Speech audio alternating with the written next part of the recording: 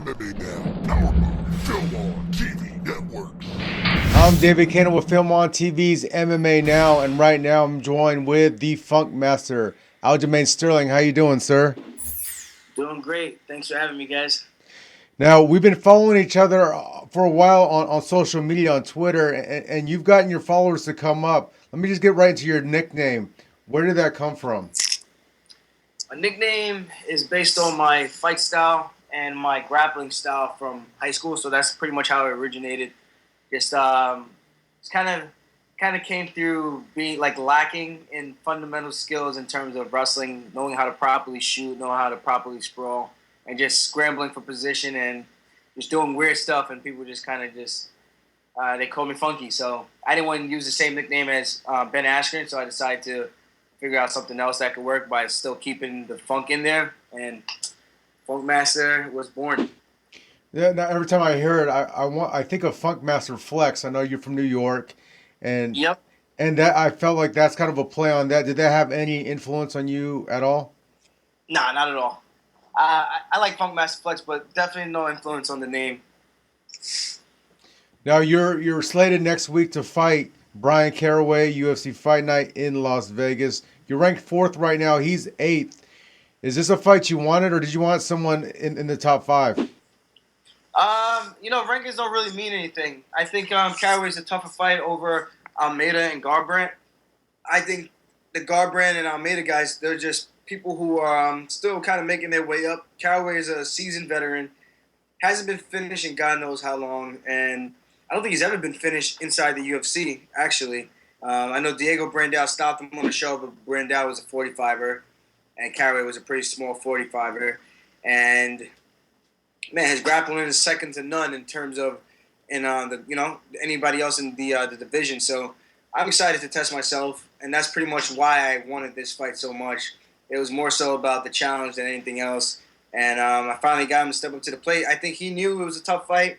I know it's a tough fight, but I wanted the tough fight. I think that's the difference between us two, and that's the difference between the men and the boys. Now you said if you finish Caraway, you would call for a title shot. If you don't, you want the winner of Garbrandt and Almeida. What even if it's a strong decision win, you wouldn't want a title shot next? Yeah, my thing is the performance. I think I more so said that to motivate myself to definitely strive and push to get a finish and add to the collection of people I strangled or pummeled. So I think that's what I want. That's what I want, man. I want to go out there. I want to go out there and dominate. That's pretty much what I'm looking to do. And if I could do that against a guy like that, I think it warrants a title shot. I think his notoriety, his name value far exceeds a Garbrandt or a Thomas Almeida. But TJ's fighting a Sunsow. I think that's probably the real number one contender fight. But I think if I could go out there and put on a crazy performance and get the stoppage, I think that would be the way for me to leapfrog all these other guys. Now, how do you think you would do against someone like if Cruz is the champ, Faber's the champ? How would you do against one of these two guys for a match? I think I'll do great, man. I do my homework. I'm one of those guys. I'm pretty much an MMA rat, so I study, I break down my opponents, I break down my past fights and performances and see what things I can do better, what things did I do well, and how can I build up on those things. So I'm probably my biggest critic. Even when my coaches tell me I had a great sparring session, sometimes I feel like I didn't do as well as I wanted to. So I'm always striving to be better, man. And if I was to fight any one of those guys, I think I got the remedy.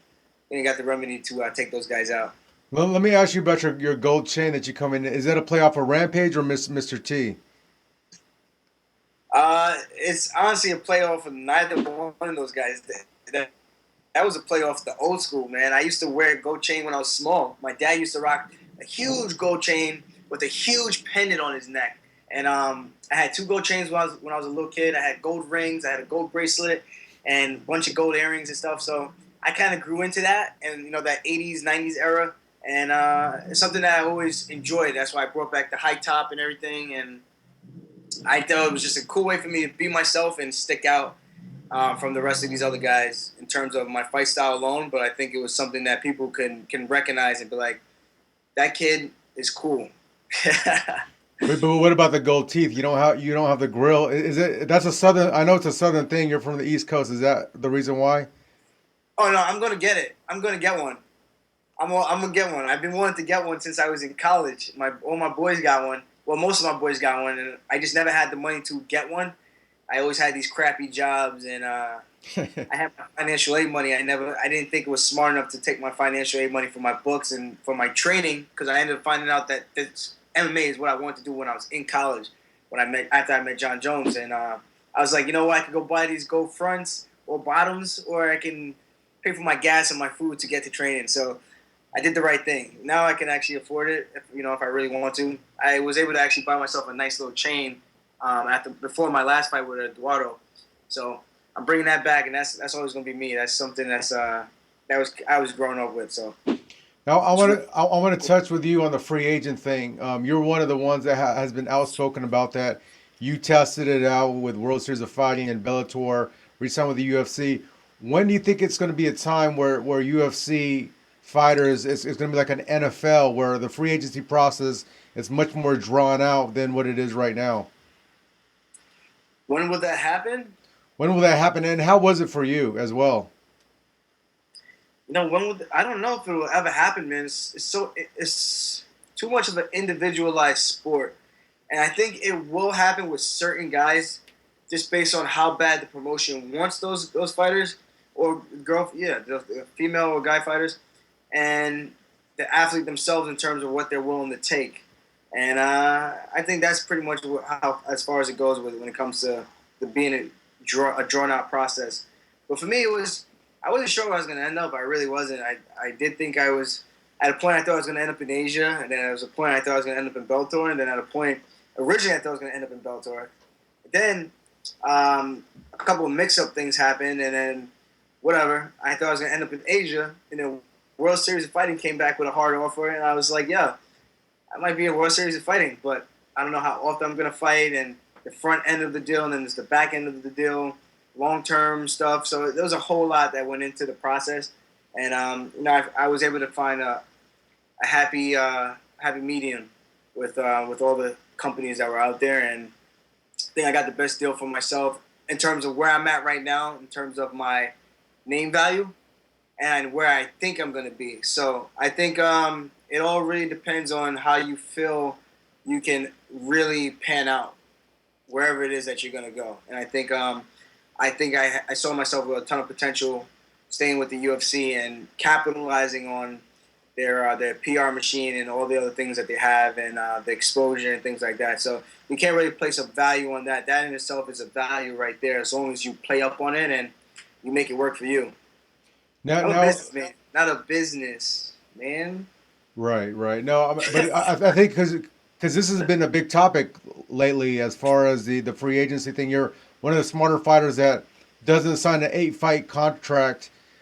2 fights before they're up for free agency. You took your time for that, and they're talking about the Ali Act now and boxing and MMA as far as fighters being tied into a contract. And do you think is it the fighters' fault for not waiting it out and signing these huge 8 fight deals before their time is up?